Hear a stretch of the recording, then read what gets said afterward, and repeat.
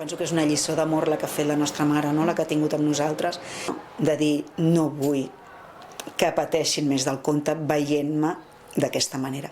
Perquè el pitjor que pot haver-hi en aquesta vida és veure una persona que estimes patint.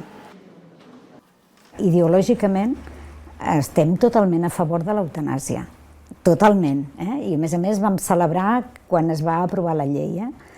Però quan ella ens ho va dir va ser un xoc, va ser un impacte emocional molt gran. A les persones que estimes, doncs dir-los el que sents, que això tampoc no estem acostumats a fer-ho. I amb això tens ocasió de dir moltes coses que han quedat per allà, no? En el camí. Hem tingut algunes converses d'alguns dies de llibre fantàstiques. Molt maques. Quan arribes al domicili, el dia que has decidit aplicar l'eutanàsia, la persona ha preparat tots els detalls que vol que hi hagi en el moment en què deixa d'estar en aquest món.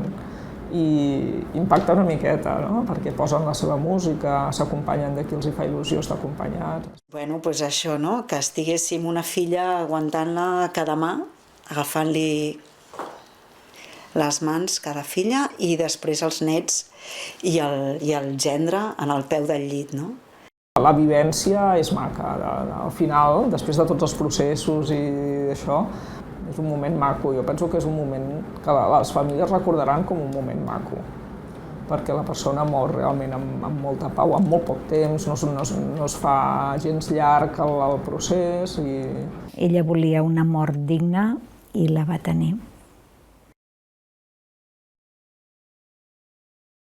70 o 90% per no dir el 100% de persones que em coneixen o saben que sóc l'Aparicio, aquell que té el Parkinson, doncs és absolutament afectuosa, sincera i emotiva. Vas fent el camí, però el camí cada vegada és més estret, i pitjor, i pitjor, i pitjor, perquè tinc uns fills molt bons i una dona molt bona i molt bé. Sí. Van compartir la van compartir i em van animar i m'animen. És una cosa que a mi em salvarà la vida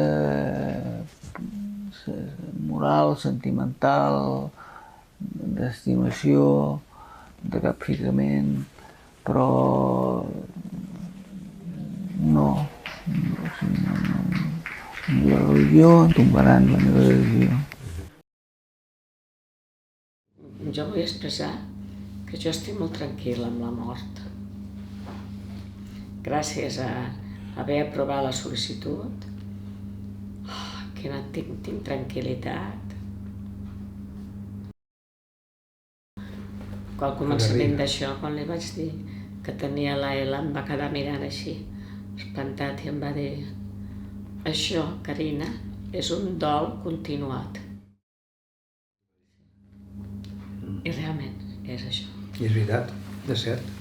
Però bueno, ho portem com podem.